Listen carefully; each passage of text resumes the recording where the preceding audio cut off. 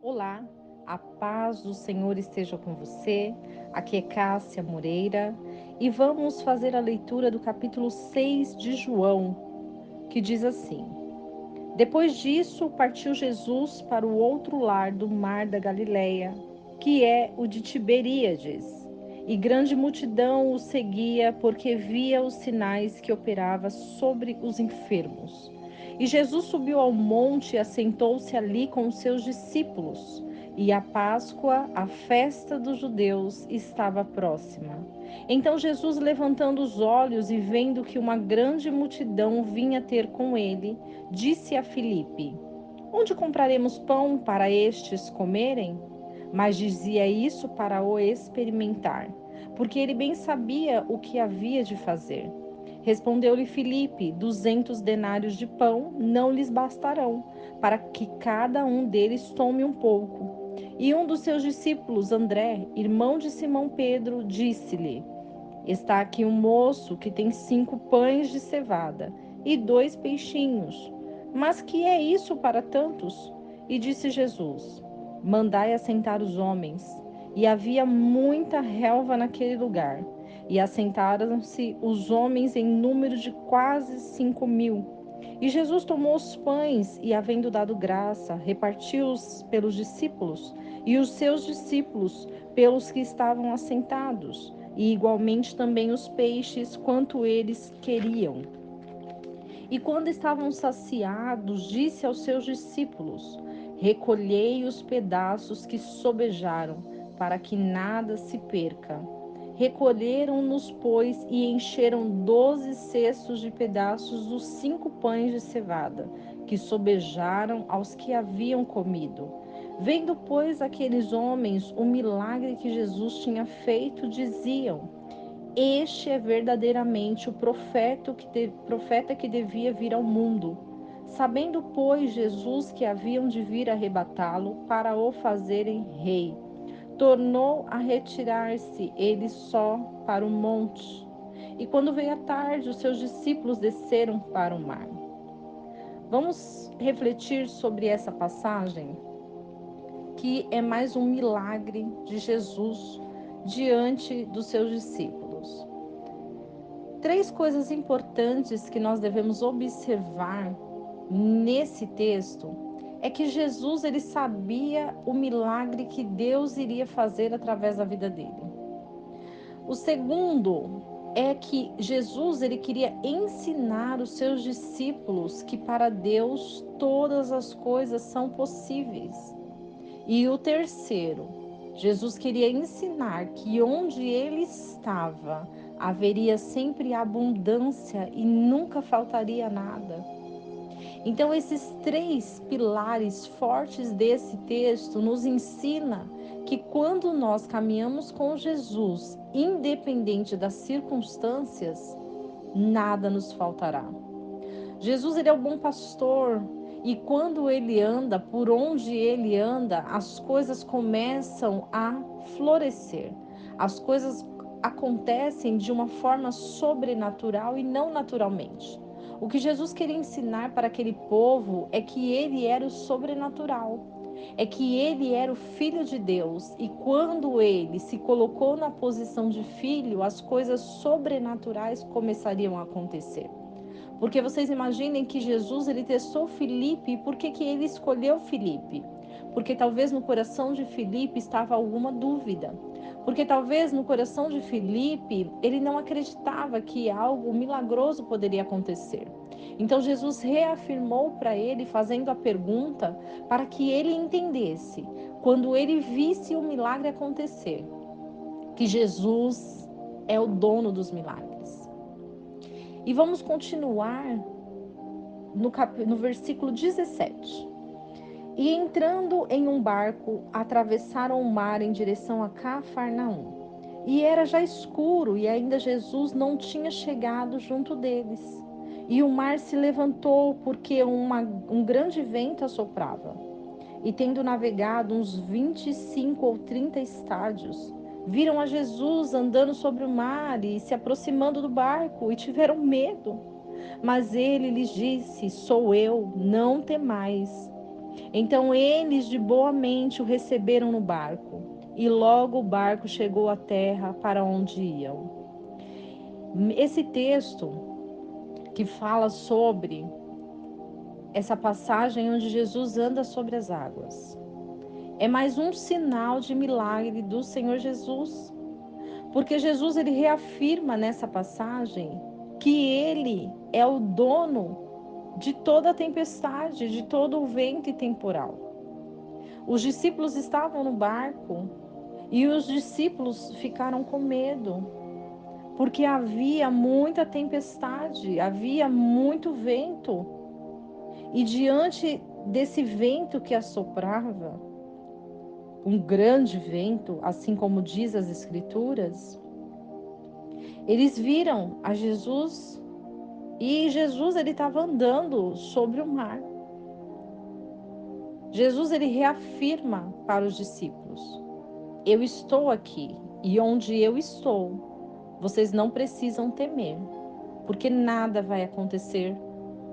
Eu sou aquele que acalma todo o vento. Quando nós refletimos isso, nós entendemos que diante das nossas vidas, diante da nossa caminhada, o vento vai soprar. As tempestades serão grandiosas, mas se nós tivermos Jesus e acreditarmos que Ele virá sobre as águas, nós cremos que todo o vento vai cessar.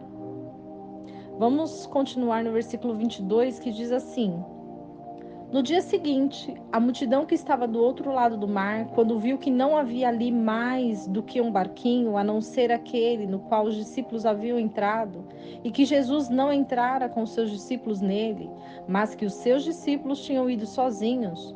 Contudo, outros barquinhos tinham chegado de Tibériades, perto do lugar onde comeram pão, havendo o Senhor dado graças. Vendo, pois, a multidão que Jesus não estava ali, nem os seus discípulos, entraram eles também nos barcos e foram a Cafarnaum em busca de Jesus. E achando-o no outro lado do mar, disseram-lhe: Rabi, quando chegaste aqui? Jesus respondeu-lhes e disse: na verdade vos digo, que me buscais não pelos sinais que vistes, mas porque comestes do pão e vos saciastes. Trabalhai não pela comida que perece, mas pela comida que permanece para a vida eterna, a qual o Filho do Homem vos dará. Porque a este o Pai, Deus, o selou. Disseram-lhe, pois, que faremos para executarmos as obras de Deus? Jesus respondeu e lhe disse: a obra de Deus é esta, que creiais naquele que ele enviou. Disseram-lhe, pois, que sinal, pois, fazeis tu, para que o vejamos e creiamos em ti? Que operas tu? Nossos pais comeram maná no deserto, como está escrito, deu-lhes a comer o pão do céu. Disse-lhes, pois, Jesus: na verdade vos digo, Moisés não vos deu o pão do céu, mas meu Pai vos dá o verdadeiro pão do céu. Porque o pão de Deus é aquele que desce do céu e dá a vida ao mundo. Então lhe disseram: Senhor, dá-nos sempre deste pão. E Jesus lhe disse: eu sou o pão da vida. Aquele que vem a mim não terá fome. Quem crê em mim nunca terá sede. Mas já vos disse que também vós me viste e contudo não credes. Todo o que o Pai me dá virá a mim, e o que vem a mim de maneira nenhuma o lançarei fora, porque eu desci do céu, não para fazer a minha vontade, mas a vontade daquele que me enviou. E a vontade do Pai que me enviou é esta, que nenhum de todos aqueles que me deu se perca, mas que o ressuscite no último dia. Porquanto a vontade daquele que me enviou é esta, que todo aquele que vê o Filho e crê nele tenha a vida eterna, e eu o ressuscitarei no último dia.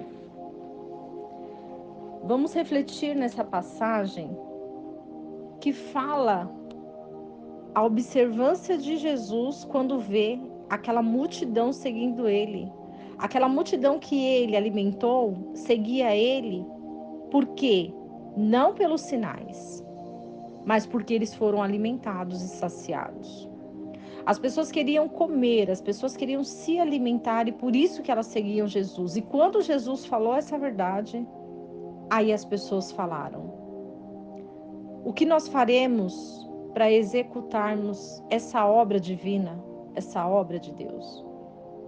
E Jesus, sabiamente, diz para eles que eles precisam crer naquele que enviou ele, no Pai.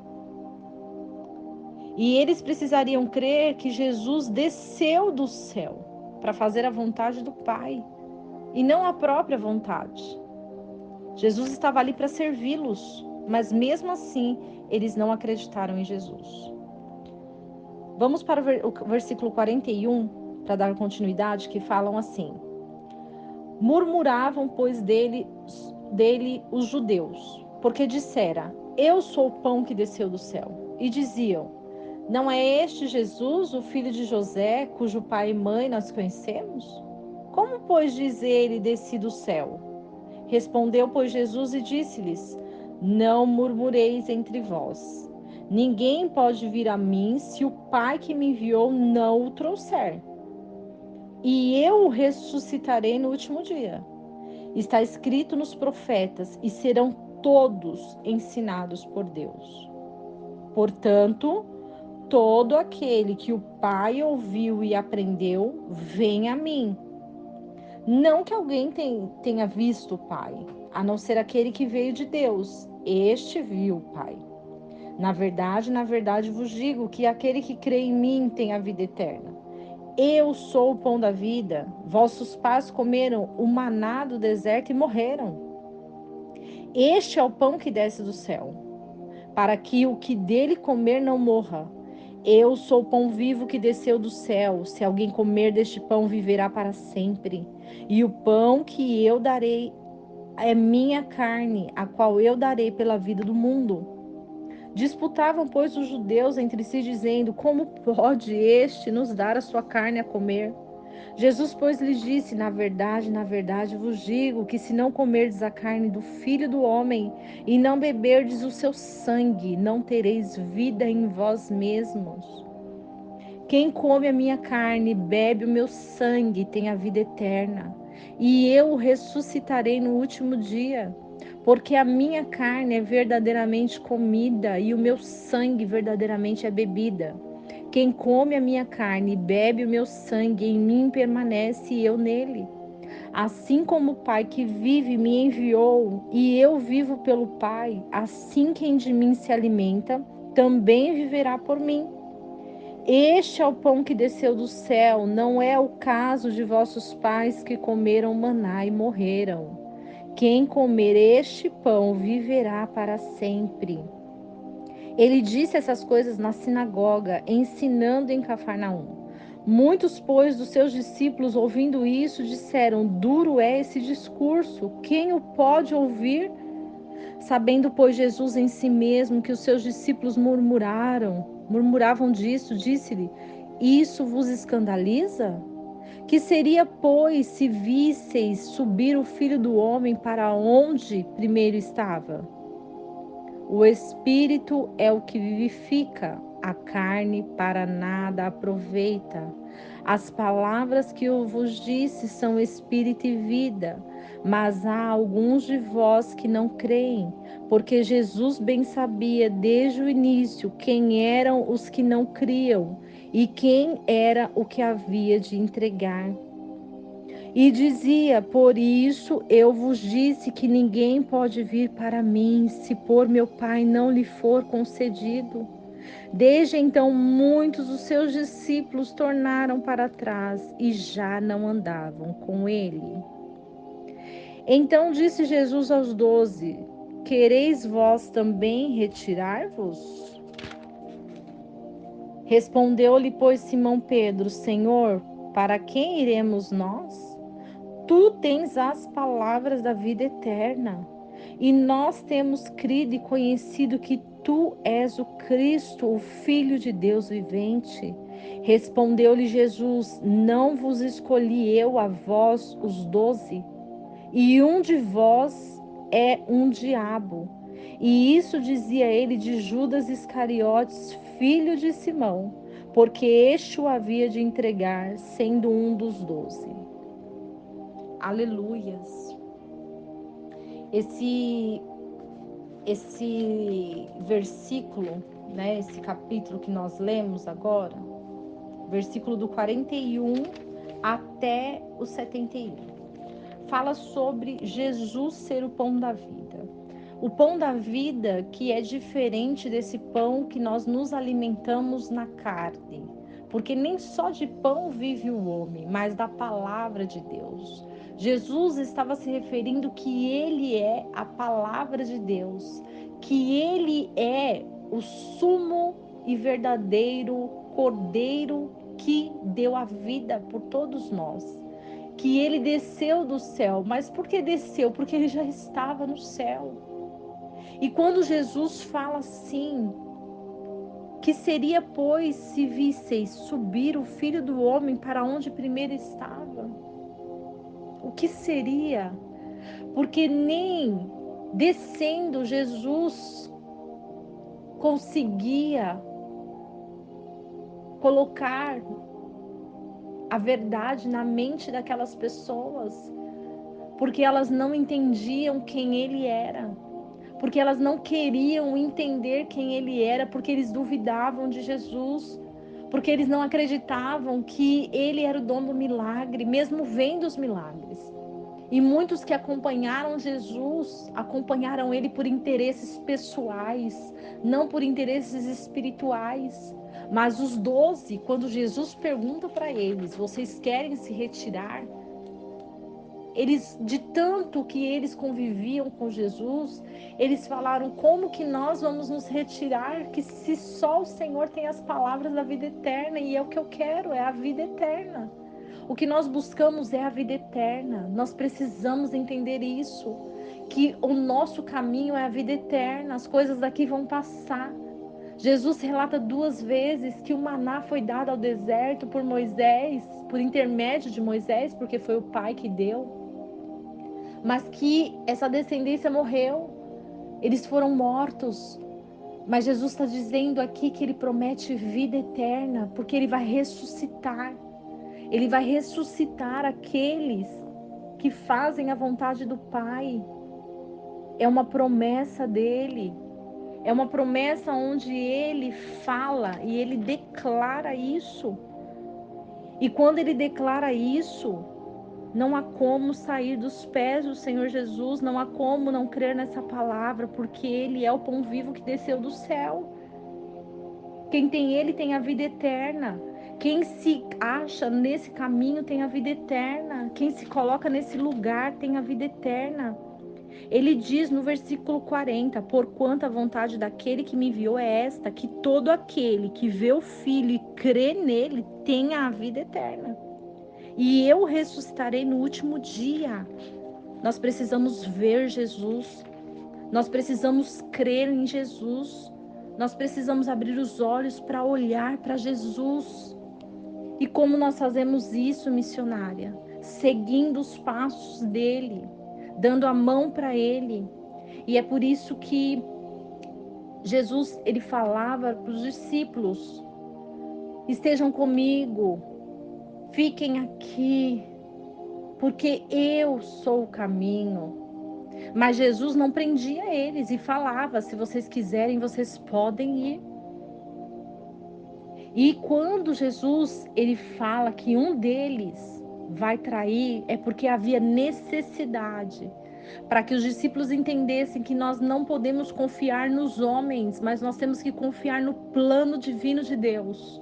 Porque mesmo que nós tenhamos pessoas que vão nos trair, que vão nos enganar, que vão nos caluniar, que vão difamar o nosso nome, que vão nos vender, nós sabemos que o plano grandioso de Deus é a vida eterna.